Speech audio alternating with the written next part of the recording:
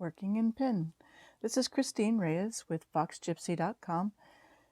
In the SCA, I'm known as Hosokawa Sora.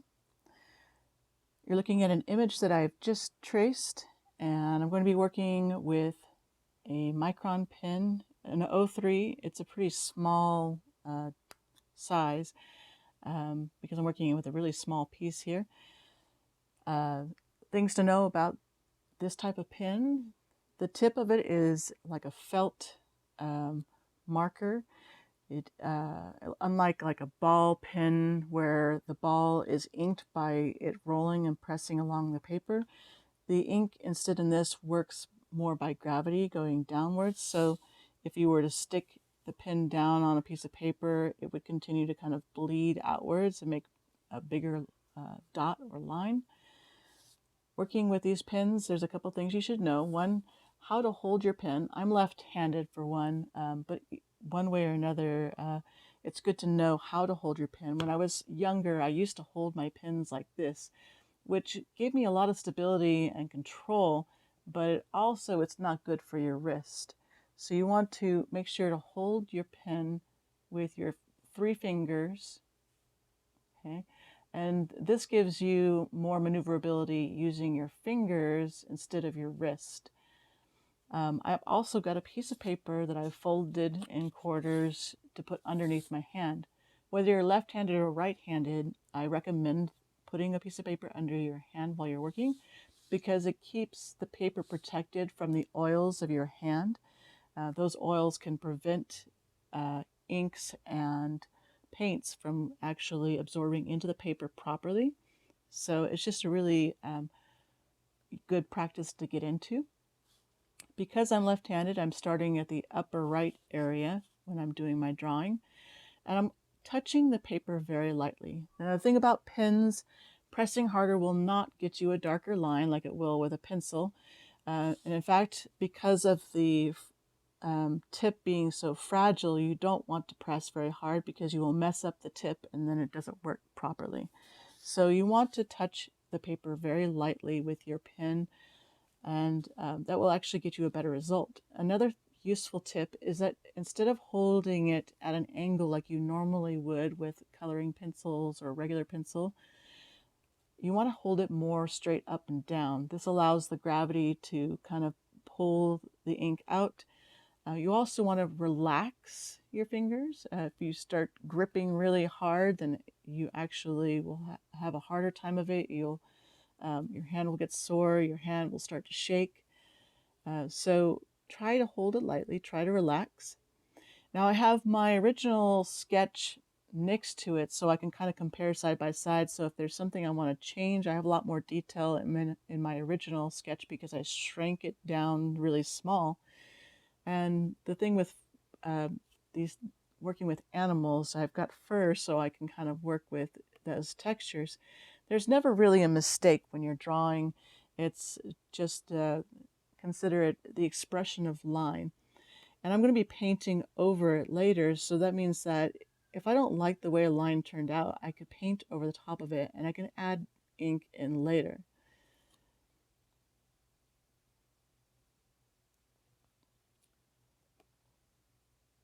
So once again, I do it really light, and I also kind of like to do what is called implied lines. So I don't necessarily complete the line, and I'm also kind of modifying as I go. Like here, when I traced his forehead, I think it kind of turned out derpy, so I'm going to kind of work on smoothing that out, giving his forehead a little nicer look to it. And the eye.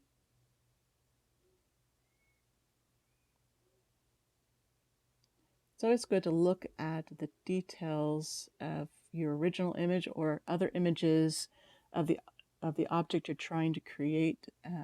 More than one image will give you more to look from.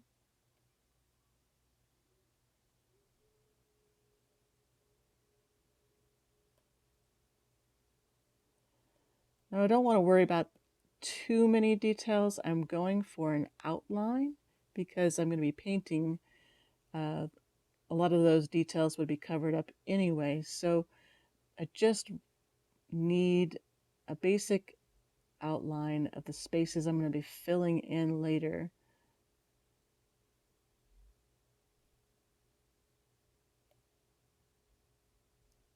Once again, with an implied line, I want to create sort of an effect of fur. I exaggerate it more around curves.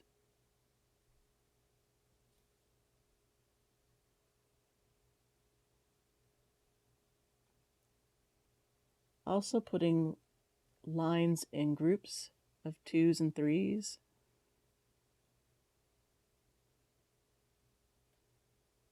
This creates pattern.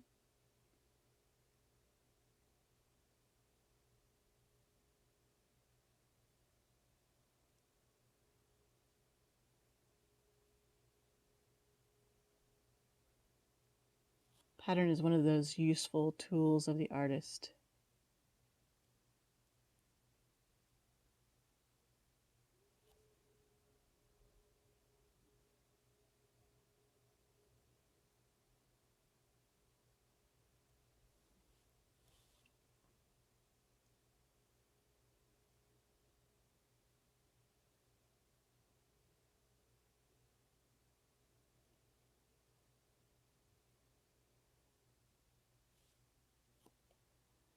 Now, the other really useful part about having this piece of paper is I can put it over an area that I've worked on, so I'm not going to smear my ink if it's still drying.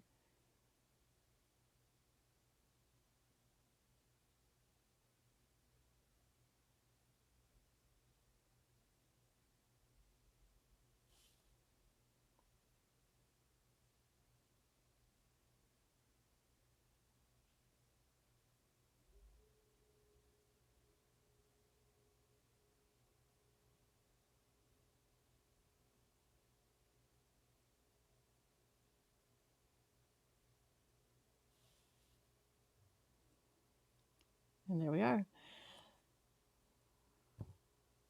So because I had pencil on there before, which I drew on there very lightly, I want to give it a little bit of time to kind of dry, the ink to dry and set before I erase. If you have a kneadable eraser, those are the best to work with because it won't tear at your surface and it won't leave behind a whole bunch of little crumbs. Second best is a white eraser. I do not recommend using those pink colored erasers like the kind that are on the end of a number 2 pencil. Those can tear up a surface and they leave a mess. So stick to the softer ones and that's basically it. So I'm just going to do a little cleanup by erasing out all my pencil lines, and then I'll brush it off and it's ready for painting.